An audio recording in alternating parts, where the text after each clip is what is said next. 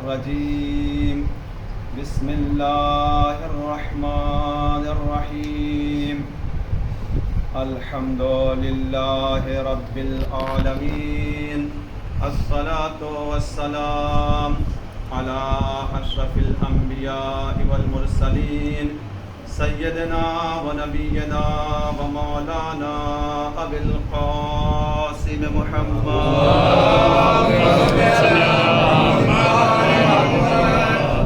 وآله الطيبين الطاهرين المعصومين المظلومين والعاقبة للمتقين والجنة للموحدين والنار للملحدين ولعنة الله على أعدائهم أجمعين من يومنا هذا إلى قيام يوم الدين أما بعد فقال الله تعالى في القرآن المجيد وهو أصدق القائلين وقوله الحق بسم الله الرحمن الرحيم وما من دابة في الأرض إلا على الله رزقها صلوات علی محمد.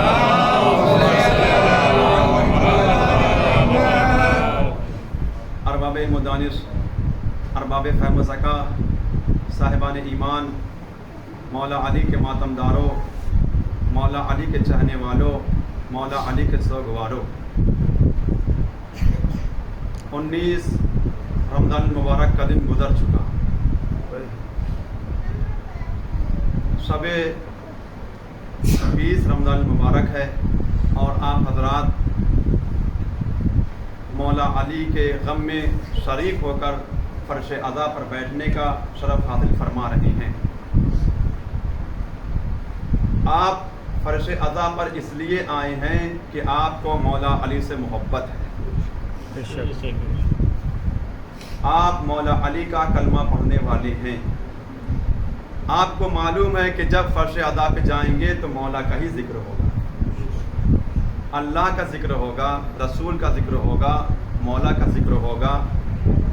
تو عزیزو، رمضان المبارک میں سانس لینا بھی عبادت ہے، تو اگر بیٹھ کر فرش عزا پہ مولا کا ذکر ہو جائے تو یہ نور علی نور ہو جاتا ہے.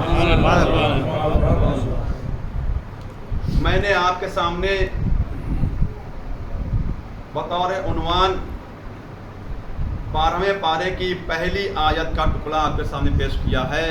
وما من دابۃ فی الارض الا علی اللہ رزقها. زمین پر کوئی بھی زندہ جاندار مخلوق ایسی نہیں ہے جس تک روزی پہنچانا اللہ نے اپنے ذمے نہ لے رکھا. دیکھیے، بہت ہی پیاری آیت ہے، اور وہ آیت ہے کہ جب کوئی صاحب ایمان اس آیت کو پڑھتا ہے تو اس کے یقین میں اضافہ ہوتا ہے، اس کے ایمان میں اضافہ ہوتا ہے. عزیزو، اور آیت کا لب و لہجہ کیا ہے؟ آیت کا لب و لہجہ آپ ملاحظہ فرمائیں کہ بالکل اس طریقے سے ہے جیسے اللہ نے ہم سے یہ کہا کہ جب میری توحید کا اقرار کرو تو لا الہ الا اللہ کہو. دیکھیے، جب اللہ نے توحید کا اقرار کروایا تو یہ نہیں کہلوایا کہ کہو قل هو اللہ احد، کیونکہ صرف اس میں اقرار ہے. جب اس نے اپنی توحید کا اقرار کروایا تو یہ نہیں کہا کہ صرف کہو لا شریک لہ، اس کا کوئی شریک نہیں ہے، بلکہ جب اللہ نے اپنی توحید کا اقرار کروایا تو کہا پہلے کہو لا الہ، اس کے بعد کہو الا اللہ، یعنی کوئی خدا نہیں ہے سوائے اللہ کے. اب اس میں نفی بھی ہے اور اقرار بھی ہے. پہلے یہ کہو کہ کوئی خدا نہیں ہے، اس کے بعد سوائے پروردگار کے. یعنی اس جملے کا مطلب یہ ہے کہ اب جتنے خدا بنائے جائیں گے، چاہے وہ مٹی کے ہوں، چاہے وہ پتھر کے ہوں، چاہے وہ کسی بھی چیز کے ہوں، وہ خدا نہیں ہو سکتا ہے. خدا وہ ہے جو عالمین کا پالنے والا ہے. صلوات پڑھتے محمد والا.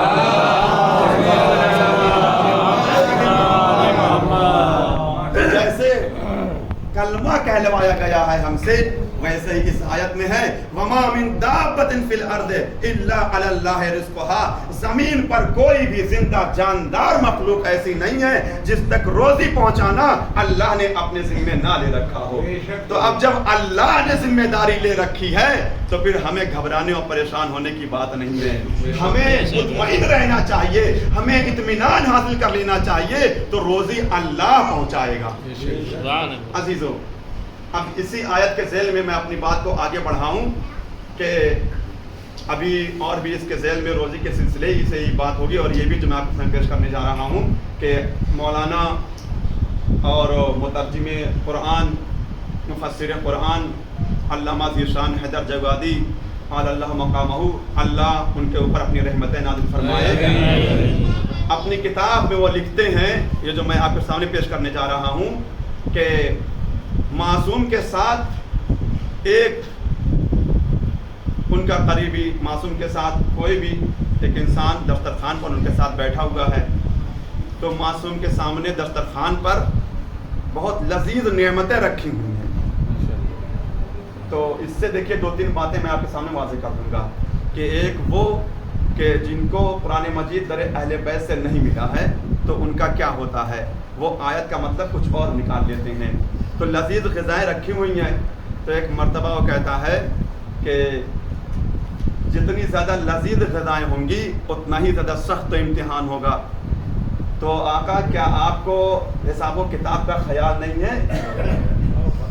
تو پھر امام نے فرمایا یہ تم نے قرآن مجید میں سے مطلب کہاں سے نکالا؟ دیکھیے دانے گرامی، یہ ہم کو امام ہی بتا سکتے ہیں، یہ تم نے مطلب کہاں سے نکالا؟ تو دلیل کے طور پر وہ پیش کرتا ہے کہ قرآن مجید آواز دیتا ہے سورہ تکاثر میں ثم لتسألن یومئذ عن النعیم، اس دن نعمتوں کے بارے میں سوال کیا جائے گا۔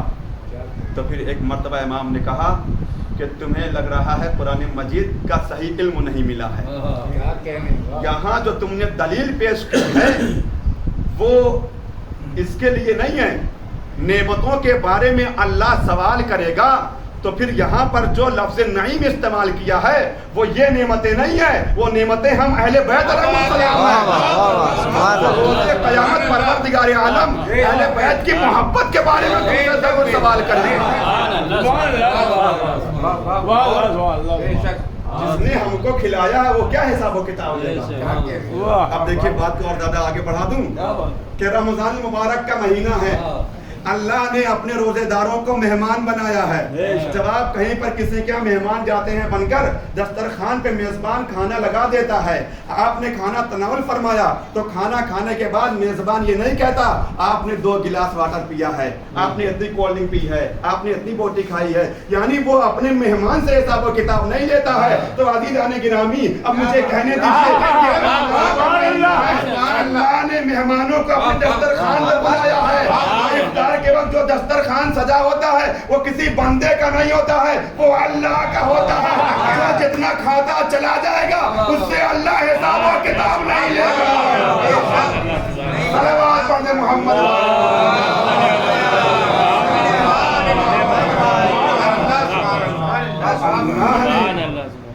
روزے داروں کو مہمان بنایا ہے اپنے دسترخوان کا، نہیں ہوگا ایسا کتاب۔ آپ بالکل مطمئن رہیے، رمضان کے مہینے میں چاہے وہ سحری کے وقت جتنا بھی کھائے اور افطار کے وقت جتنا بھی کھائے، پروردگار عالم حساب و کتاب نہیں لے گا، کیونکہ اس نے اپنے روزے دار کو مہمان بنایا۔ تو کھلانے والا کبھی حساب و کتاب نہیں لے گا۔ صلوات پڑھیں محمد۔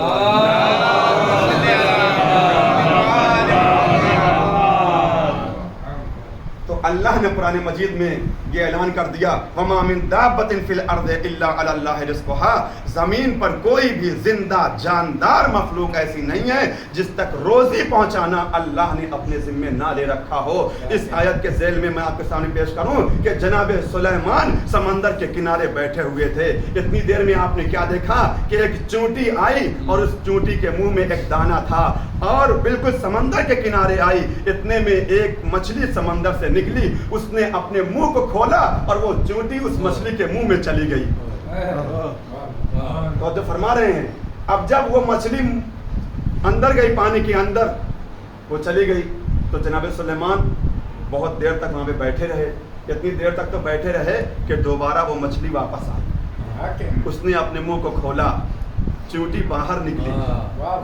بس فرق اتنا ہے کہ جب چونٹی مچھلی کے منہ میں گئی تھی تو اس کے منہ میں دانا تھا, اب جو باہر آئی ہے تو اس کے منہ میں دانا نہیں ہے.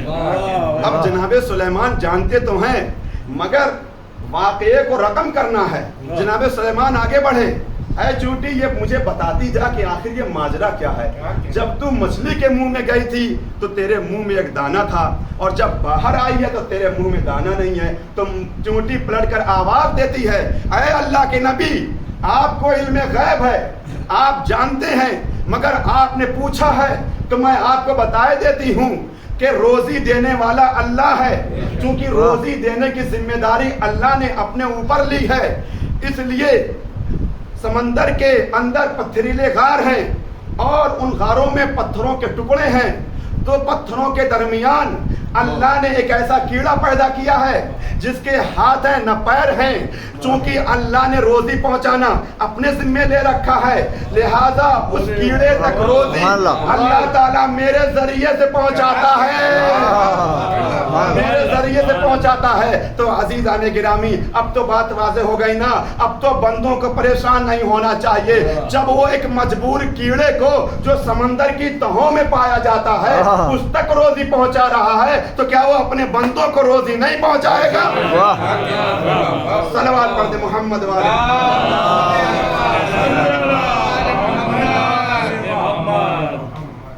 روزی کی ذمہ داری اللہ کے اوپر ہے.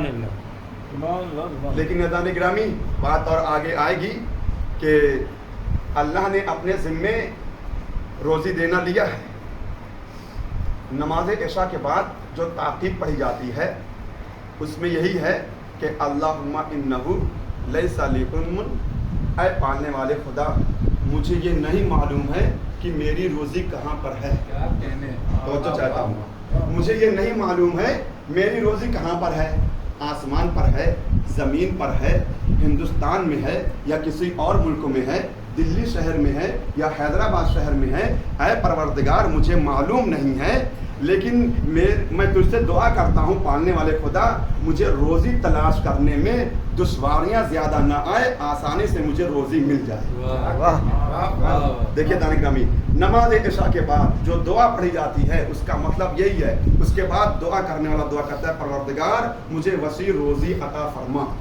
اب یہیں پر بات کو روک کر میں ذرا سا آپ سے ایک سوال یہ کرنا چاہتا ہوں کہ بلکہ پروردگار عالم کی بارگاہ میں آپ سب کی جانب سے کہ پروردگار تو ہم پر مہربان ہے, تو رحمان رحیم ہے, اور کیڑے کو بغیر تدبیر کے روزی دے رہا ہے, اور ہم جیسے بندوں کے لیے یہ ضروری قرار دیا کہ تدبیر کے ساتھ روزی دے رہا ہے. دیکھیے ہے نا, یعنی اللہ نے ہمارے لیے روزی اتار دی ہے, لیکن اس روزی کو تلاش کرنا یہ بندوں کا کام ہے, ہم سب کا کام ہے. ہماری روزی اتری ہوئی ہے, لیکن سوال یہ ہے کہ جس طرح سے اے پروردگار تو مجبور کیڑوں کو روزی پہنچا رہا ہے بغیر کسی تدبیر کے, اسی طریقے سے ہم کو بھی روزی مل جاتی بغیر کسی تدبیر کے. ہم اپنے کمرے میں بیڈ پر لیٹے رہتے, روزی مل جاتی ہے کہ نہیں؟ بہت اہم سوال ہے آپ کے سامنے.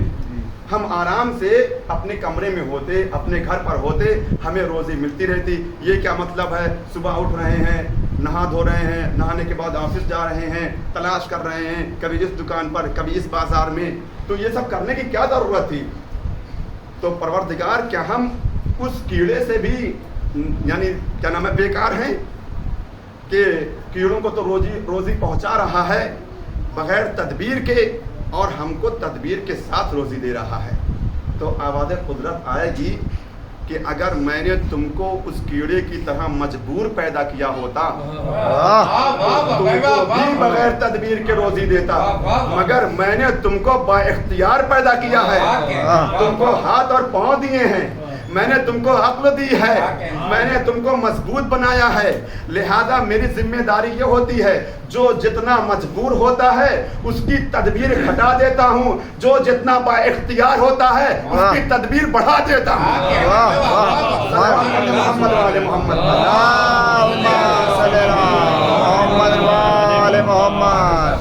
تو روزی تلاش کرنا ہمارا کام ہے.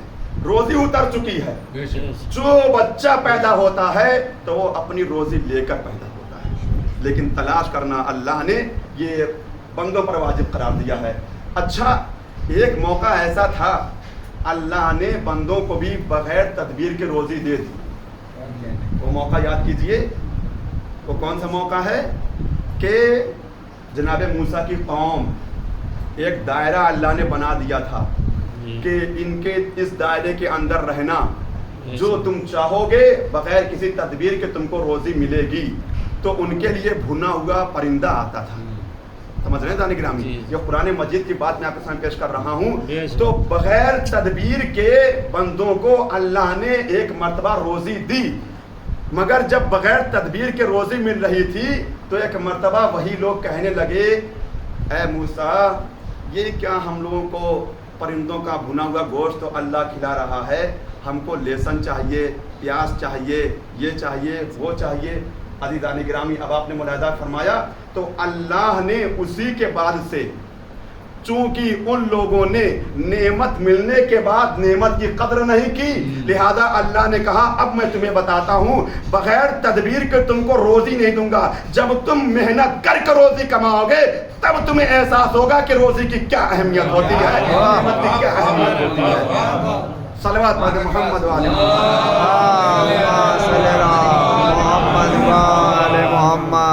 تو عزیزو, روزی تلاش کرنا ہم سب کا کام ہے, ہماری ذمہ داری ہے, لیکن اسی کے ساتھ ساتھ روزی انسان کی حلال ہونی چاہیے, حرام روزی نہیں ہونی چاہیے. جس کے لیے بھی مولائے متقیان علی بن ابی طالب علیہ السلام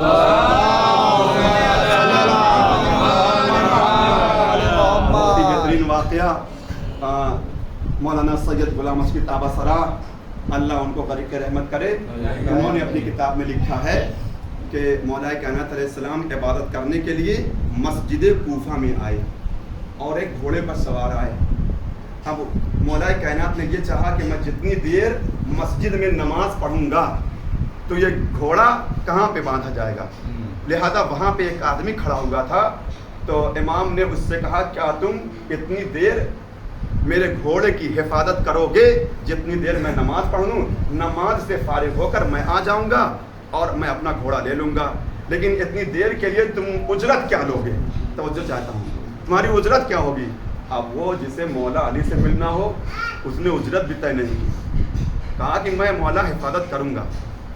مولا گئے مسجد میں, نماز پڑھ رہے ہیں, نماز سے جب فارغ ہوئے, دیکھیے یہیں پہ ادا کرنا, توجہ چاہتا ہوں, نماز سے جب آپ فارغ ہوئے اور باہر آئے تو آپ نے ایک عجیب ماجرا دیکھا.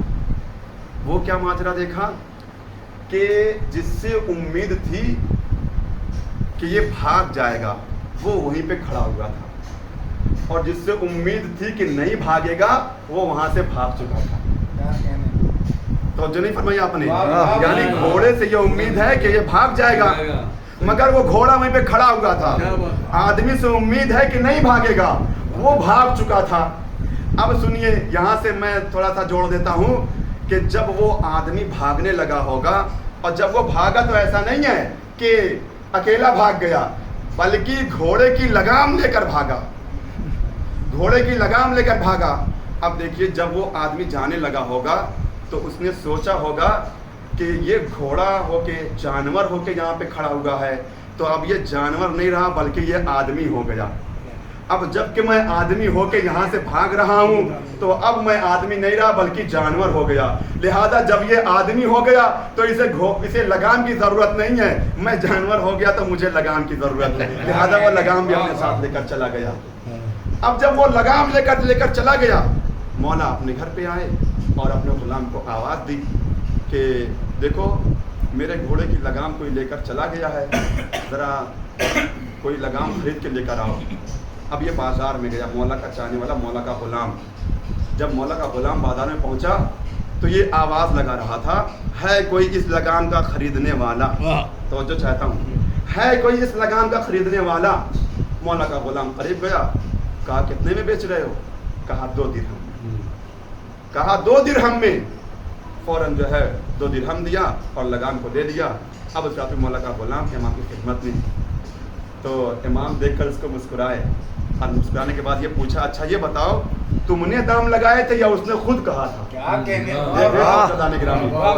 تم نے دام لگائے تھے یا اس نے خود کہا تھا؟ کہا مولا اس نے خود کہا تھا 2 درہم میں۔ توجہ چاہتا ہوں، اس نے خود کہا تھا 2 درہم میں۔ اب عزیزان گرامی، اس کے بعد امام نے فرمایا کہ بس یہی ہے، آج اگر وہ صبر کرتا تو یہی 2 درہم اس کو حلال طریقے سے ملتا، مگر اس نے بے صبری کی ہے لہذا وہ یہ 2 درہم اس کو حرام طریقے سے ملا ہے۔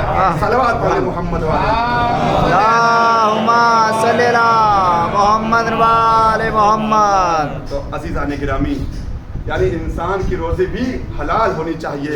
اللہ نے روزی اتار دی ہے زمین پر، اس کو تلاش کرنا ہم سب کی ذمہ داری ہے، ہم سب کو تلاش کرنا ہے۔ لیکن روزی کے لیے تدبیر کرنا ہے، مگر وہیں پر ایک تذکرہ یہ بھی ہے کہ موت کے لیے تدبیر کرنا نہیں، روزی کی تدبیر کرنا واجب، مگر موت کی تدبیر کرنا یعنی کیا مطلب کہ خودکشی کر لے تو یہ اللہ نے حرام قرار دیا ہے۔ روزی تلاش کرنا واجب، مگر موت کی تدبیر کرنا یہ اللہ نے حرام قرار دیا ہے۔ دیکھیے پوری کائنات میں سب کو روزی کے ملنے کا یقین ہوتا ہے، مگر موت کے آنے کا یقین ہوتا ہے، مگر روزی کے ملنے کا شک ہو جاتا ہے کہ پتہ نہیں کیا ہوگا، روزی ملے گی یا نہیں ملے گی۔ لیکن موت کے بارے میں تو سب کا یقین ہے کہ موت آ کر رہے گی۔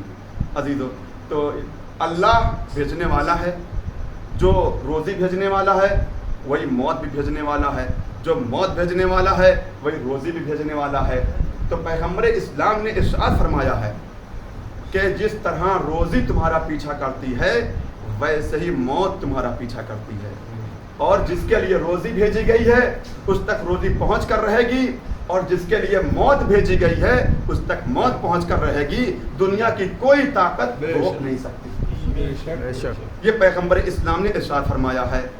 اب دیکھیے، ہو سکتا ہو آپ کو ابھی اور لطف آئے گا کہ اسی بات کو ایک مرتبہ مولا ممبر پہ تشریف لے گئے اور آپ نے دہرایا کہ میرے نبی نے یہ کہا ہے کہ جس طرح روزی تمہارا پیچھا کرتی ہے اسی طرح موت تمہارا پیچھا کرتی ہے، جس طرح موت تمہارا پیچھا کرتی ہے اسی طرح روزی تمہارا پیچھا کرتی ہے۔ تو عزیزان گرامی، جیسے ہی امام نے یہ جملہ دہرایا نبی کا، تو فوراً مولا کی بزم میں ایک سمجھدار بیٹھے ہوئے تھے، وہ فوراً کھڑے ہو گئے۔ مولا، آپ نے یہ بات کہی تو ہے، لیکن آپ میرے ایک سوال کا جواب دیجئے۔ تو امام نے فرمایا وہ کون سا سوال؟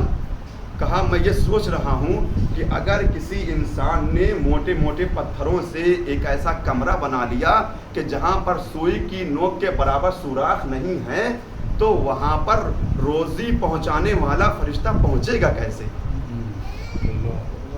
دیکھ رہے ہیں آپ اس سمجھدار کی بات کتنی معقول ہے۔ امام علی علیہ السلام خطبہ دے رہے ہیں اور یہ کھڑا ہو گیا اور اعتراض کر دیا بھرے مجمع میں۔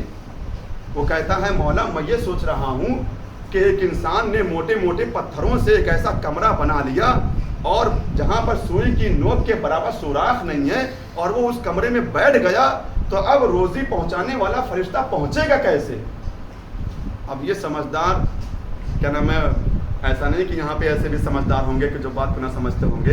صلوات پڑھنے محمد محمد۔ یہ تو امام نے فرمایا میں دوسری بات سوچ رہا ہوں۔ وہ کہتا ہے سمجھدار، آپ پہلے میرے سوال کا جواب دیجئے، اس کے بعد آپ دوسری بات سوچئے گا۔ امام نے پھر فرمایا میں دوسری بات سوچ رہا ہوں۔ اب اس کو یہ خیال پیدا ہو گیا کہ آج میں نے اس علی کے سامنے جو یہ کہتا ہے ممبر سے جو پوچھنا ہو پوچھو، آج میں نے ایک ایسا سوال کر دیا ہے کہ آج علی کے پاس اس سوال کا جواب نہیں ہے۔ اس کو یہ خیال پیدا ہو گیا. وہ کہتا ہے علی کوئی بات آپ بعد میں سوچیے گا, پہلے میرے سوال کا جواب دیجئے. امام نے فرمایا میں دوسری بات سوچ رہا ہوں. اب جب شدت یعنی اصرار پڑھا تو اس کی وجہ سے لوگ متوجہ ہو گئے, سب کے کان کھڑے ہو گئے. آخر یہ کیا بات ہو گئی, یہ کیا مسئلہ ہو گیا؟ تب امام نے فرمایا میں یہ سوچ رہا ہوں کہ ٹھیک ہے کہ ایک انسان نے ایک کمرہ ایسا بنایا کہ جو سوئی کی نوک کے برابر وہاں پہ سوراخ نہیں ہے, تو پھر یہ بتاؤ اسے تو ہمیشہ زندہ رہنا چاہیے. تو پھر وہ کہتا ہے علی موت تو یقینی ہے. وہ کہتا ہے موت تو یقینی ہے, موت آ کر رہے گی.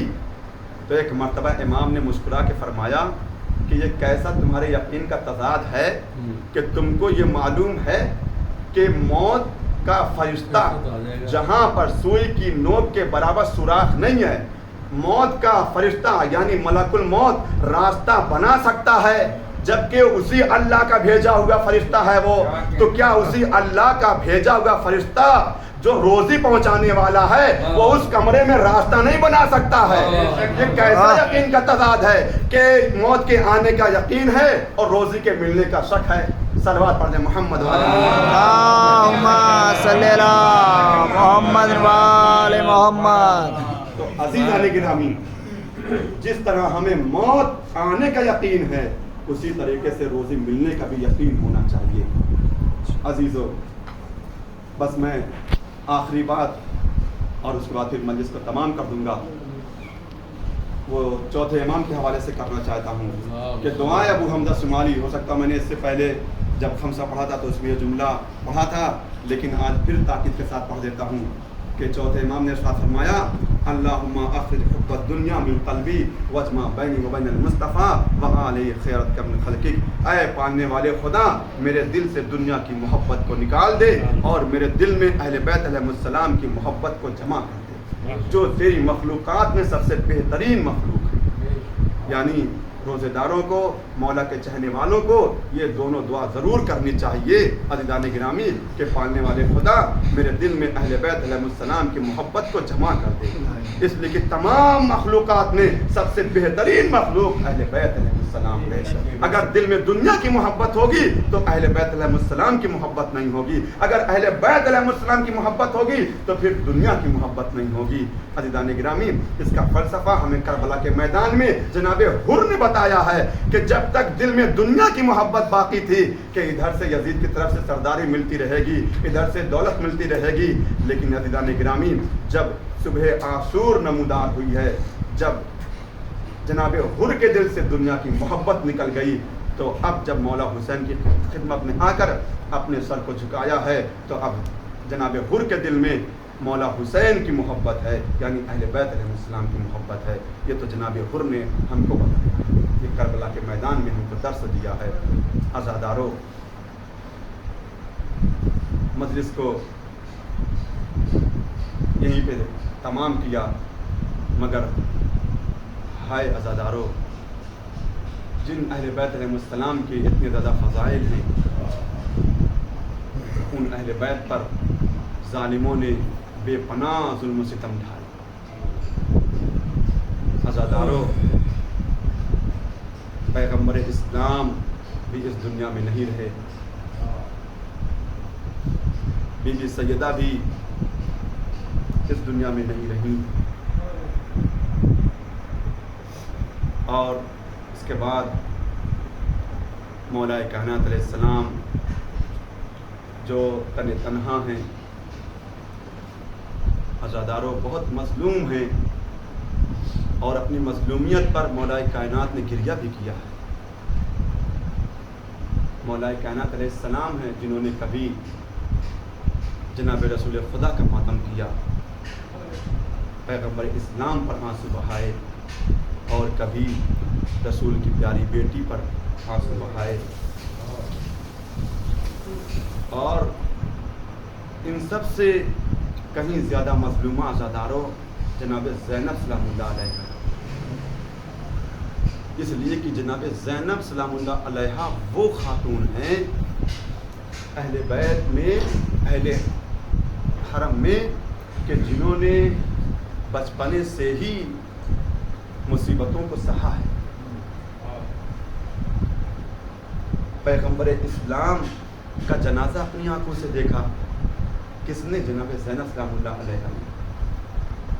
اور اپنی مادر گرامی جناب فاطمہ زہرا سلام اللہ علیہ پر جلتا ہوا دروازہ گرتے ہوئے دیکھا ہے.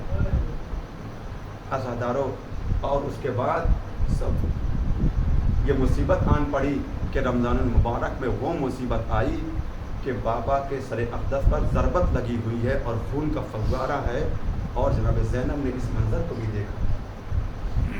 اور اس کے بعد عزاداروں، کربلا کے میدان میں اپنے لال کو ذبح ہوتے ہوئے دیکھا ہے، اپنے بھیا حسین کو ذبح ہوتے ہوئے دیکھا ہے. نہیں ہے کوئی خاتون اس دنیا میں اتنی صابرہ، اتنی مظلومہ، نہیں ہے کوئی خاتون دنیا پیش کرے، نہیں پیش کر سکتی. عزادارو، جناب زینب کو کروڑوں سلام کرو، اتنا زیادہ صبر کرنے والی ہیں جناب زینب. اور اس کے بعد پھر سر سے چادر چھن گئی، آپ نے صبر کیا. ہاتھوں میں رسن بدی. عزادارو، رسن اگر یوں بدی ہو تو ہو سکتا ہو مصیبت کم ہو، لیکن پھر بھی مصیبت کم ہے. لیکن رسن آپ کے دونوں ہاتھ پس پشت بدے ہوئے تھے. بے ردا کربلا سے کوفہ، کوفہ سے شام آپ کو پھرایا جا رہا تھا. تو میرا کہنے کا مطلب بس اتنا ہے عزادارو کہ جناب زینب بہت بڑی مظلومہ ہے. آج 20 رمضان المبارک کی شب ہے. آپ حضرات مولا علی کے غم میں یہاں پہ تشریف فرما ہے. جب 19 رمضان المبارک کی شب آئی تھی تو مولا کائنات نے یہ رات بڑی بے چینی سے گزاری تھی. کائنات کے امام نے بڑی بے چینی سے گزاری تھی. عزادارو، کبھی حجرے میں آتے تھے، کبھی حجرے سے باہر چلے جاتے تھے، آسمان کی طرف دیکھتے تھے. اور جب صبح صادق نمودار ہونے لگی، نماز فجر کا وقت قریب آنے لگا، تو آپ گھر سے مسجد کی طرف روانہ ہونے لگے تو گھر میں پلی ہوئی مرغابیوں نے آپ کو گھیر لیا اور چلانا شروع کر دیا. اس آواز کو سن کر امام حسن علیہ السلام اپنے بابا کے قریب آئے تو امام نے فرمایا، بیٹا حسن، دیکھو تم ان بے زبان جانوروں کا خیال رکھنا، کہیں ایسا نہ ہو کوئی ان میں بھوکا اور پیاسا رہ جائے. اللہ اللہ، ہائے جس علی کو اتنا گوارا نہ ہو کہ یہ بے زبان جانور بھوکے اور پیاسے رہیں. ہائے اس علی کی اولاد کو کربلا کے میدان میں 3 دن کا بھوکا اور پیاسا شہید کر ڈالا گیا. علی اصغر 3 دن کے بھوکے پیاسے، ظالموں نے ایک قطرہ بھی پانی نہیں دیا. آواز گریہ بلند ہے. اللہ ان نمازوں پر رحمت نازل فرمائے. مولا کائنات علیہ السلام مسجد میں تشریف لائے، گلدستہ اذان پر گئے، آپ نے اذان دی. تمام اہل کوفہ نے آپ کی آواز اذان سنی اور محراب مسجد میں آئے. عزادارو، نماز فجر ادا کر رہے تھے مولا کائنات. جب وہ سجدے اتنے میں ابن ملجم نے زہر آلود تلوار سے آپ کے سر اقدس پر اس زور سے تلوار لگائی، آپ کا سر شگافتہ ہو گیا، خون کا فوارہ بہا، مسجد کے دروازے آپس میں ٹکرانے لگے. فضا میں آواز گونجی، قد قتل امیر المومنین. اللہ اکبر. عزادارو، امام حسن علیہ السلام نے نماز کو مکمل کرایا. ایک تخت منگایا گیا اور اس تخت پہ زخمی امام کو لٹا دیا گیا.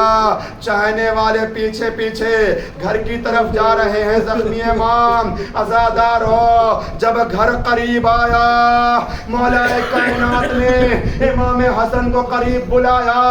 اے بیٹا، میرے چاہنے والوں کو رخصت کر دو، اس لیے کہ مجھے اس حال میں دیکھ کر میری بیٹیاں گریا کریں گی اور میں نہیں چاہتا میری بیٹیوں کی آوازیں گریا نامحرموں کے کان تک پہنچے.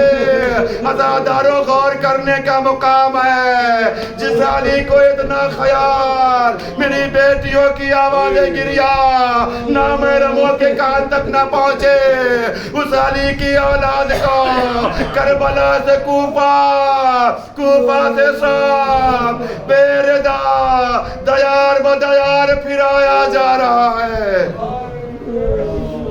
अज़रकुमुल्लाह मौला कायनात अलैहिस्सलाम के पास थोड़ी देर में इब्ने मुलजिम को गिरफ्तार करके लाया गया।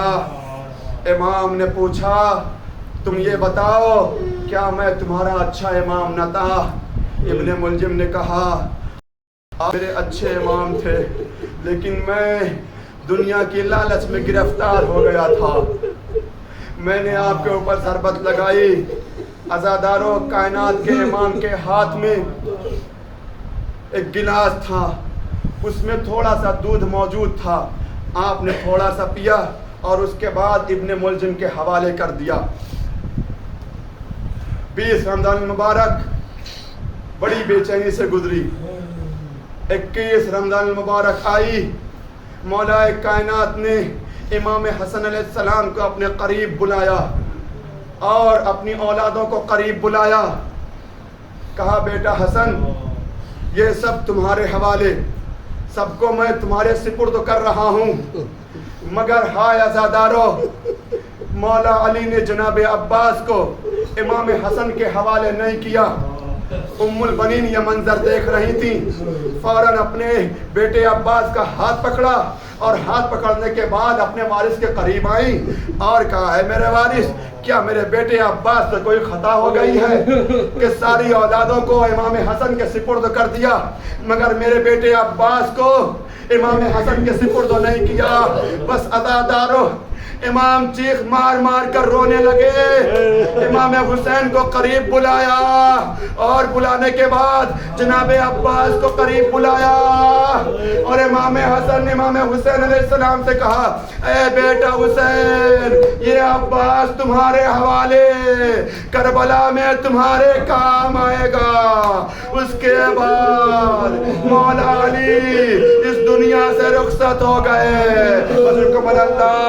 दो चार जुमले और सुन लीजिए।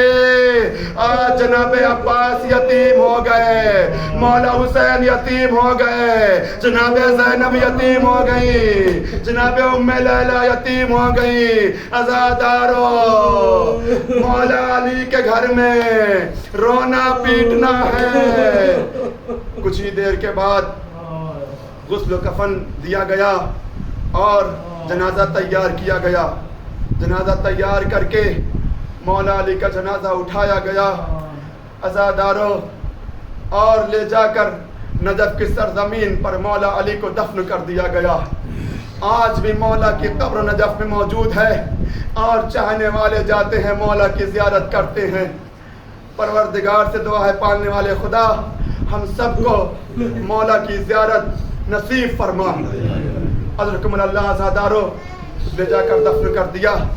अब जब दफन करके इमाम हसन अलैहिस्सलाम इमाम हुसैन अलैहिस्सलाम वापस आ रहे थे तो फिर एक मुकाम पर पहुंचे कि झाड़ियों से किसी के रोने की आवाज आ रही थी। जाके शहजादों ने देखा तो क्या देखा, एक नाबीना है जो एड़ियां रगड़ रहा है। शहजादों ने पूछा, तुम्हारा हाल क्या है, आखिर तुम्हें कौन खाना खिलाता है? बस मुख्तसरन सुन लीजिए अज़ादारों, कैसा होता है मौला का चाहने वाला।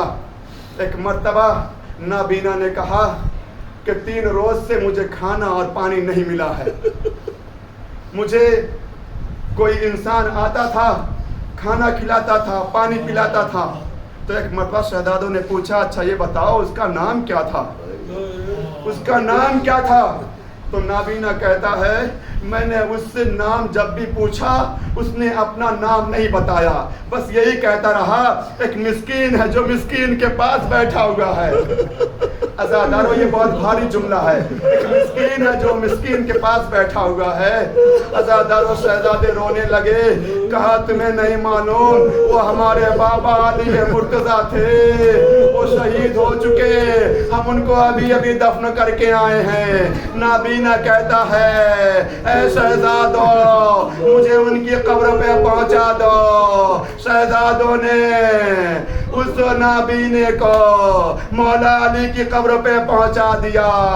نابینا مولا علی کی قبر پہ روتا روتا اس دنیا سے گزر گیا. انا للہ و انا الیہ راجعون.